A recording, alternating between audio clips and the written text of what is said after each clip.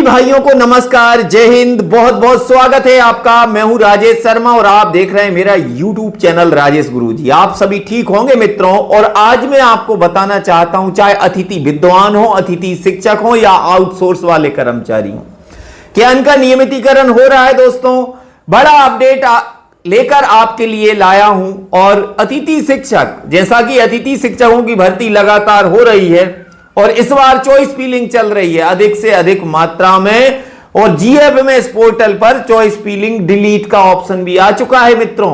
अब मैं आपको बताना चाहता हूं कौन कौन से अतिथि शिक्षक नियमित होंगे।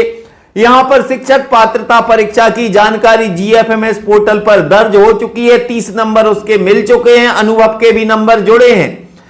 लेकिन 2018-19 में अगर किसी भाई ने 70 दिन से ज्यादा काम किया था, उसको 25 नंबर स्कोर कार्ड में मिले थे। वो स्कोर कार्ड वाले नंबर अब हटा लिए गए हैं और अब यहां पर सत्रवार नंबर दिए गए हैं। जिस विषय में आपने काम किया है उसी विषय में आपको नंबर मिले हैं, दूसरे विषय में नहीं मिले हैं।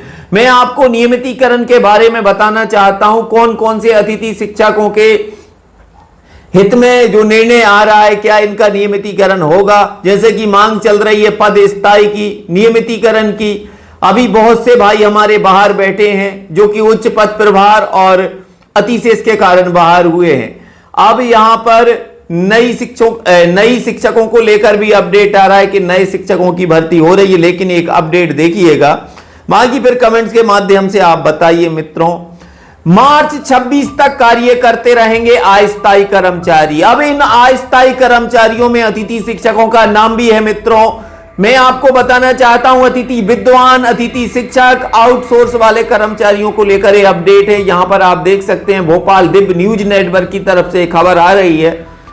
प्रदेश में कार्यरत अस्थायी कर्मचारी अब 31 मार्च 2026 तक कार्य करते रहेंगे। कौन कौन से वो कर्मचारी होंगे जो 31 मार्च 2026 तक कार्य करते रहेंगे। सरकार ने आदेश जारी कर यह फैसला लिया है कि सरकार के इस फैसले से जो आउटसोर्सिंग संविदा अतिथि विद्वान, अतिथि शिक्षक और सरकारी कॉलेजों में काम कर रहे हैं, वे अब मार्च तक जारी रखे जाएंगे। सरकार ने अस्थायी पदों को 31 मार्च 2026 तक बनाए रखने का आदेश जारी किया है। आदेश में कहा गया है कि राज्य सरकार के अधीन अस्थायी पदों को जारी रखने के संबंध में समय समय पर दिशा निर्देश जारी किए गए हैं। विचार विमर्श के बाद राज्य सरकार ने अस्थायी पदों को वित्तीय वर्ष 2025-26 तक जारी रखने का निर्णय लिया है।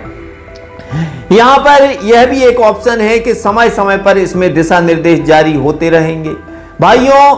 और प्रदेश में लाखों की संख्या में अस्थायी कर्मचारी काम कर रहे हैं। इनमें आउटसोर्स कर्मचारी, संविदा कर्मचारी, अतिथि विद्वान, अतिथि शिक्षक और सरकारी कॉलेजों में काम करने वाले कर्मचारी शामिल हैं। अब यहां पर 2026 तक अगर काम करते रहेंगे मित्रों, तो यहां पर क्या क्या जो शर्तें हैं वो होनी चाहिए, मैं आपको बताना चाहता हूं। सबसे पहले मध्य प्रदेश के तमाम अतिथि शिक्षकों का कहना है कि पद लॉक। हाँ, अगर ये पद लॉक होगा तो फिर कोई दूसरा कर्मचारी वहां पर नहीं आ पाएगा, चॉइस फिलिंग नहीं कर पाएगा और उसका पद सुरक्षित रहेगा, उसका रोजगार सुरक्षित रहेगा। लेकिन अगर ये नहीं होता है मित्रों, तो अतिथि शिक्षक वैकल्पिक व्यवस्था, इसमें कई भाइयों का शोषण होता रहेगा। लेकिन नियमितीकरण के लिए देनी होगी परीक्षा। यहां पर यह भी कहा है कि बिना परीक्षा के तो आप पास नहीं हो सकते। सीधा सा एक हिसाब है, जो परीक्षा पास अतिथि शिक्षक हैं उनका डायरेक्ट नियमितीकरण हो सकता है मित्रों। में से बड़ी संख्या में अस्थायी कर्मचारी नियमितीकरण की मांग करते रहे हैं। अब सरकार ने इस दिशा में एक बड़ा कदम उठाया है और सरकार ने नियमितीकरण के लिए एक परीक्षा आयोजित करने का फैसला किया है। इस परीक्षा में 300 अंकों के प्रश्न पूछे जाएंगे और उम्मीदवारों को कम से कम 150 अंक लाने होंगे। एससी एसटी वर्ग के कर्मचारी को 10% छूट दी जाएगी और उनके लिए पासिंग मार्क्स 50% की जगह 40% रहेंगे। इसके अलावा सीधी भर्ती में संविदा कर्मचारियों के लिए 20% पद आरक्षित रहेंगे।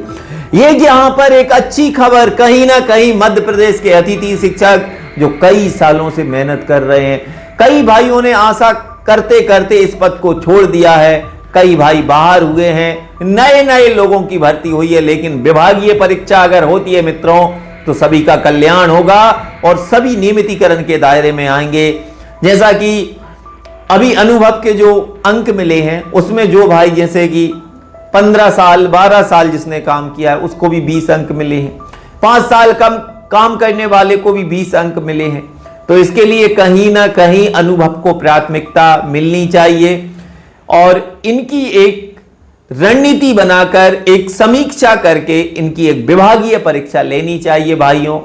बाकी आप सभी क्या कहना चाहते हैं जरूर बताएं। चॉइस फिलिंग चल रही है लगातार, एक भाई 50-50 स्कूलों में चॉइस फिलिंग कर रहे हैं और कई भाइयों की दिक्कत सत्यापन नहीं हो रहा है संकुल में, जिससे कि उनका स्कोर कार्ड नहीं निकल रहा है। अभी भी दिक्कत रेफरेंस कोड नहीं मिल पा रहा है। ये सारी समस्याओं का समाधान अभी भी नहीं हो रहा है, धीरे धीरे चल रहा है। बाकी सितंबर में भर्ती हो रही है मित्रों। जुलाई से 25 जुलाई को आदेश आया, इसके बाद में 1 जुलाई से फिर मेंटेनेंस पर चला गया पोर्टल, फिर तारीख बढ़ती रही और अभी भी तारीख बढ़ रही है। चॉइस फिलिंग की तारीख शायद 14 तारीख हो चुकी है लेकिन अभी कंफर्म नहीं है। तो फिर आ रहा हूं एक और वीडियो में, तब तक सभी भाइयों को जय श्री राम, जय हिंद, वंदे